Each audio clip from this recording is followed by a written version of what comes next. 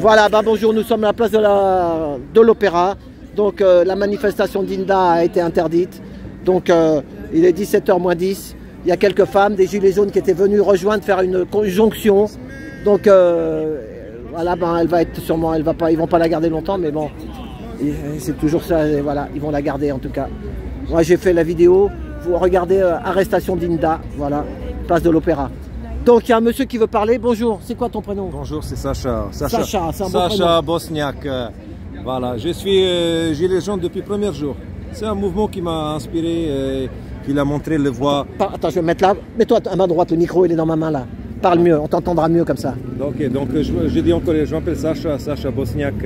Je suis gilet jaune depuis le premier jour. J'ai adhéré à ce mouvement populaire parce qu'il est juste. Il a montré la voie pour tous les citoyens.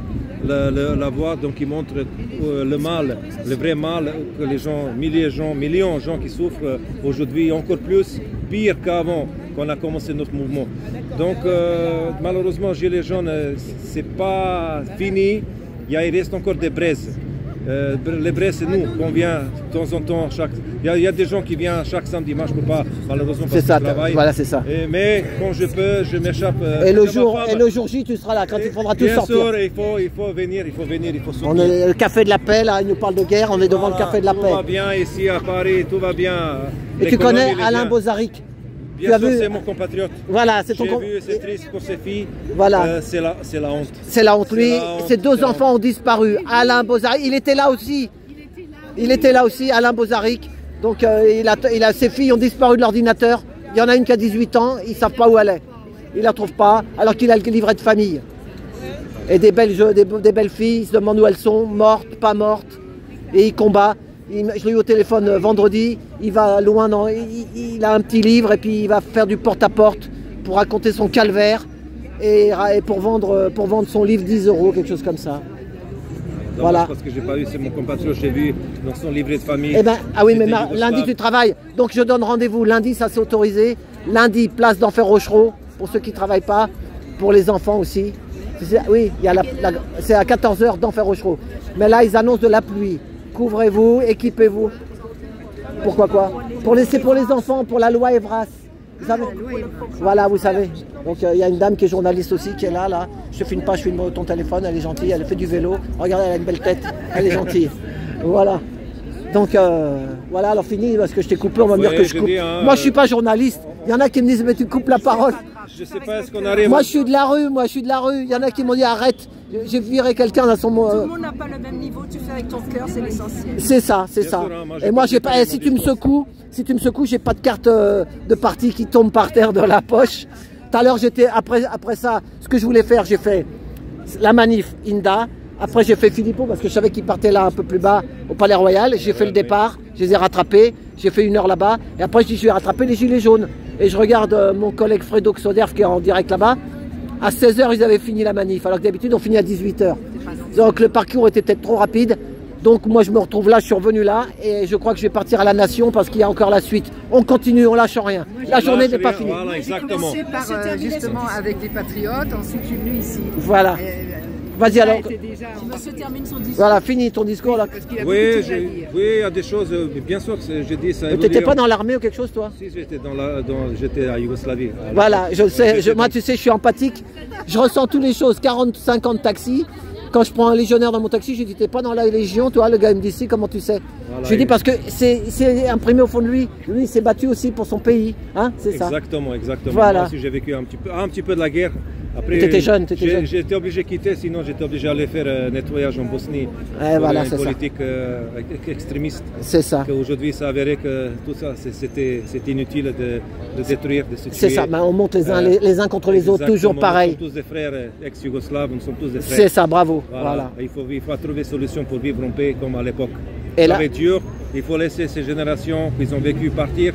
Les nouvelles générations, il faut leur donner de lait, entre guillemets, avec l'amour, pas avec la haine. Mais je vais vous dire une chose, c'est surtout les médias, la télé. Moi j'ai mon fils, il a 21 ans, il ne regarde pas la télé, mais il regarde ces trucs d'internet là. Bah, des trucs de jeunes, ils sont manipulés aussi. Hein, ils manipulent tout le monde. Et il y a des jeunes, ils sont prêts à partir là-bas, au front là-bas, contre... Ne partez pas, s'il vous plaît, je vous dirai parce que j'ai l'expérience. Ne partez pas. C'est ça. C'est mieux rester chez caché ou même se cacher. C'est pas grave, mais vous êtes au chaud, vous êtes tranquille. Partir là-bas, c'est inutile. C'est ça. Vous allez être tué. C'est pour les riches. C'est toujours pour les riches qui se mettent l'argent dans la poche. Il faut mettre les riches dans un transporteur et l'envoyer là-bas sur le front. Voilà, Macron, Brigitte et tous ces ministres. Voilà, bravo, là, t'as tout dit. Voilà. Eh bien, merci. C'était quoi ton prénom que tu as dit? C'est Sacha. Sacha, voilà. Sacha, comme dit Célo Guitry. Voilà, Sacha Guitry aussi. Ouais. Sacha Guitry. Bon, eh bien, merci. Voilà, tu as pu dire ton petit mot. T'habites loin de Paris, de combien de kilomètres? J'habite à côté de Versailles. Ah bon, ça va, t'es pas trop loin. Voilà, bon, eh ben, à tout bientôt. Et toi, c'est Aurélie, toi? Non, c'est Céline. Céline, je sais pas pourquoi. Je suis pas venue.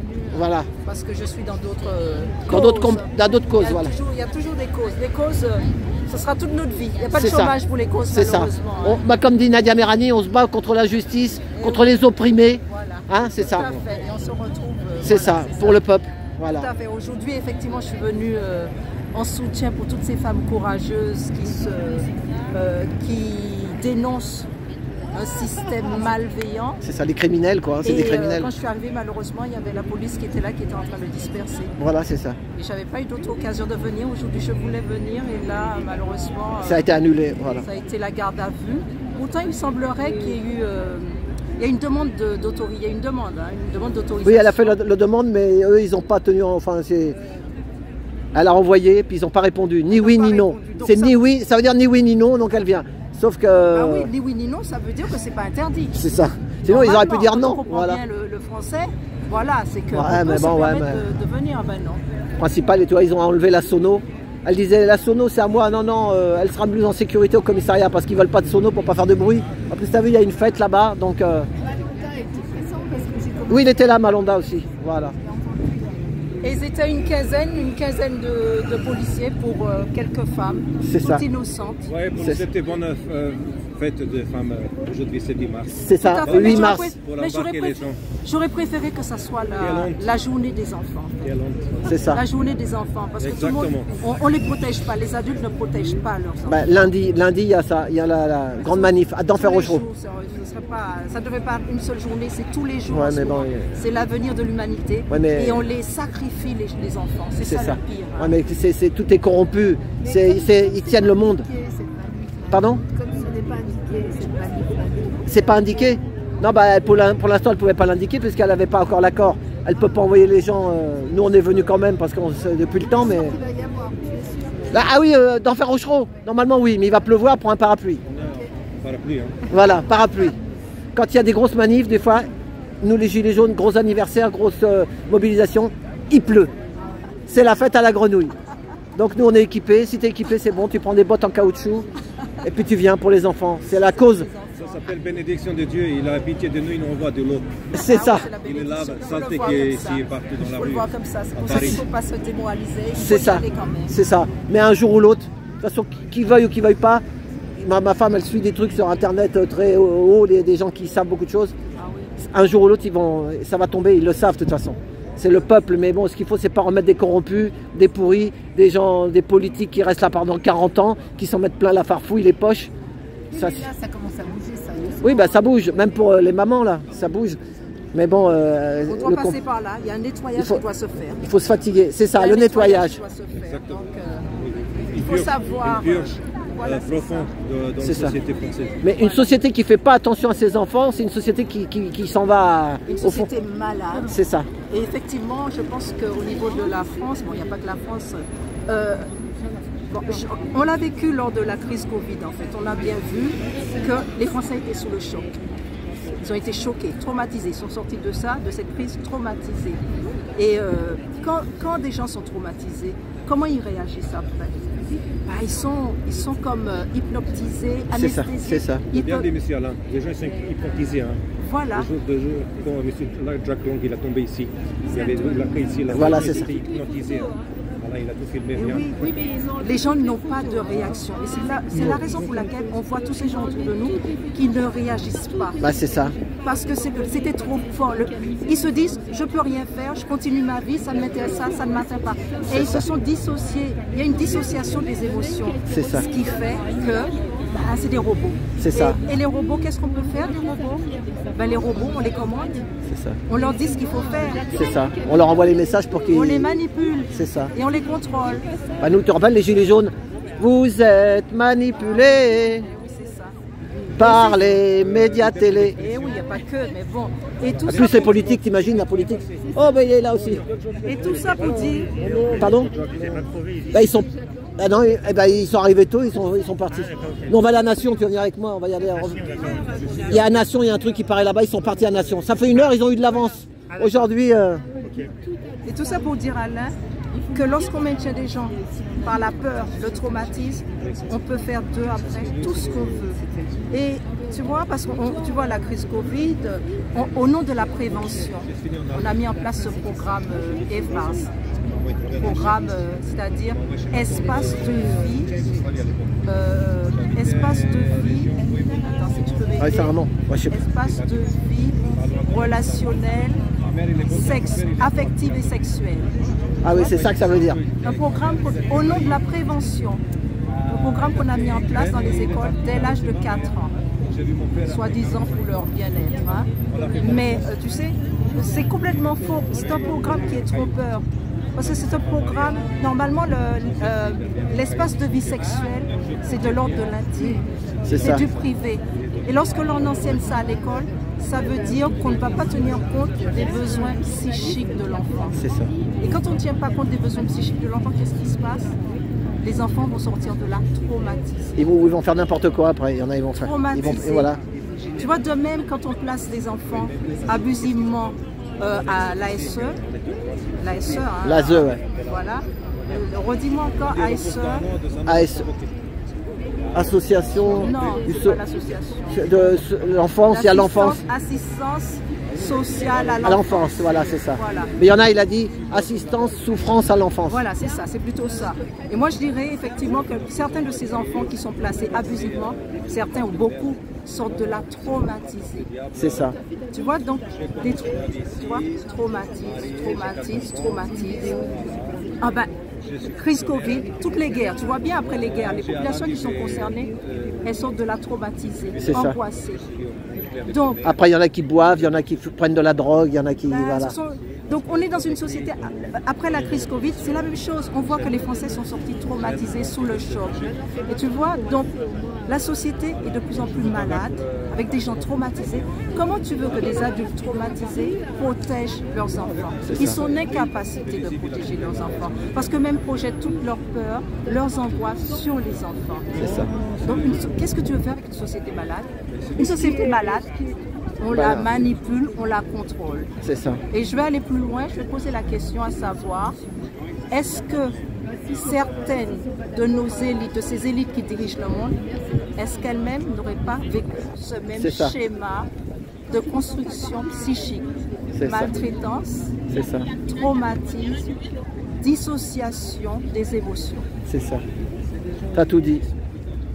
C'est des questions qu'on peut se poser. C'est ça. Donc maintenir les gens dans le traumatisme, voilà on en est. Société de plus en plus malade. C'est ça. Et malheureusement... Il y a Ariane Bilran qui le dit. Hein. Elle le dit, beaucoup de psychologues, tu vois. Et il y a aussi Marie-Estelle Dupont. Ah, je connais pas. Tu vois. Et pourquoi on en est là aussi? Parce qu'on a enlevé la spiritualité dans les sociétés occidentales, surtout en France. On a déspiritualisé la société.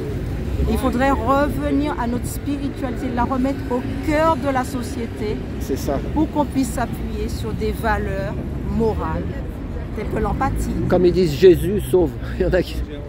Oui. Chacun y trouve. C'est la spiritualité, quelle que soit la religion, remettre la spiritualité pour avoir des valeurs morales qui aident à conduire, qui aident à bien fonctionner. Parce que comme on dit, on ne doit pas faire à autrui ce qu'on n'aimerait pas qu'on nous fasse.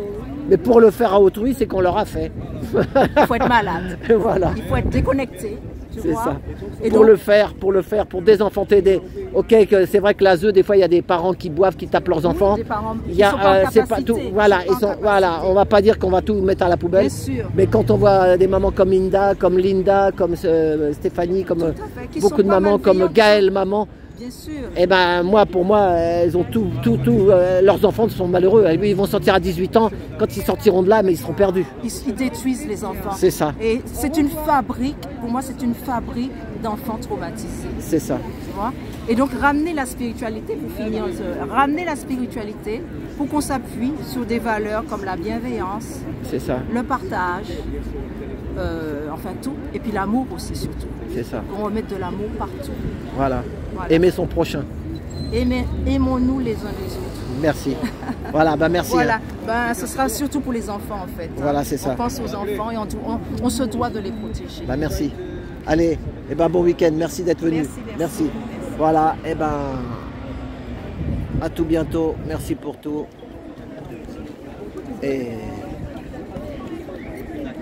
ben on va aller voir ce qui reste à Nation. Et puis à tout bientôt. Et on va mettre voilà la bise.